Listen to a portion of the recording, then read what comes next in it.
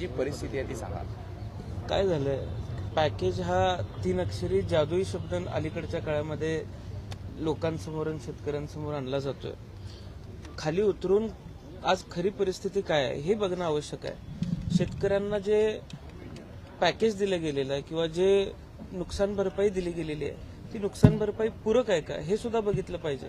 त्यामुळे निव्वळ पॅकेजच्या नावाखाली, निव्वळ पॅकेज सारख्या शब्दाच्या ओझ्याखाली शेतकऱ्यांना चिरडण्याचं काम शासनानं करू नये. आणि त्या उलट आज शेतकऱ्यांची परिस्थिती अत्यंत दयनीय झालेली आहे. शेतकऱ्यांचं जीवनमान उंचवण्याचं धोरण अद्यापही केंद्र शासनाचंही नाही आणि राज्य शासनाचंही नाही. त्यामुळे दूरगामी विचार करून शेतकऱ्याचा विचार शासनानं केला पाहिजे अशी प्रमुख मागणी 293 अन्वये मी करणार आहे. मदतीसाठी केवायसी हे महत्वाचं आहे असं म्हटलं जात आहे. आपल्या जिल्ह्यातली नेमकी केवायसी संदर्भातली परिस्थिती काय आहे? अजूनही काही लोकांच्या खात्यावरती मदत पोहोचलेली नाहीये. केवायसीची कामं अपूर्ण आहेत, केवायसीची पडताळणी अपूर्ण आहे आणि हे सगळं शासकीय टेक्निकल जे काम आहे ते सुद्धा अपूर्ण असल्यामुळे आज बहुतांश शेतकऱ्यांना अनंत अडचणींना सामोरं जावं लागतंय. आम्ही केवायसीच्या संदर्भामधली मागणी सुद्धा कृषी मंत्र्यांसमोर करणार आहे. खरं तर विविध योजनांची घोषणा तर झाली, मात्र सरकारची तिजोरीत नेमकी परिस्थिती काय आहे आणि त्यामुळेच ह्या सगळ्या मदती पोहोचण्यासंदर्भात उशीर होतोय.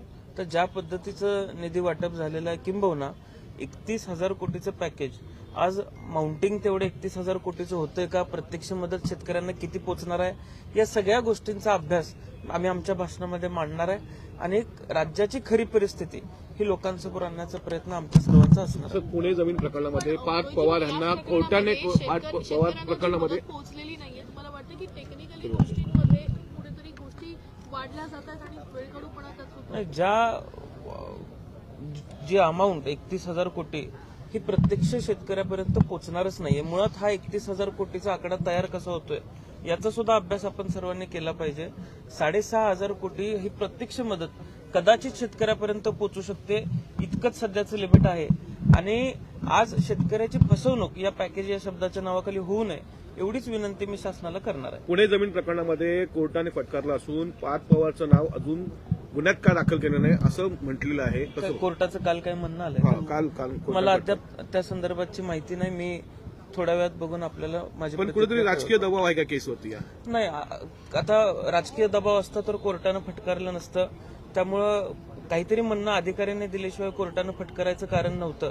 त्यामुळे अधिकारी योग्य पद्धतीनं काम करत असावेत आणि कोर्टानं फटकारलंय याचा अर्थ कोर्ट सुद्धा योग्य पद्धतीने चिकित्सा करत असावं.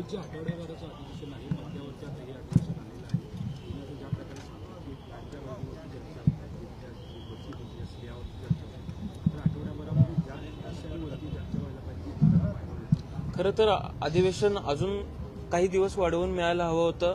राज्याच्या कळीचे मुद्दे हे राज्यासमोर अजून आलेले नाहीयेत, लोकप्रतिनिधींना मांडायला वेळ मिळत नाहीये. त्यामुळे अधिकचं अधिवेशन थोडंसं मिळालं असतं तर बरं झालं असतं. आभारी.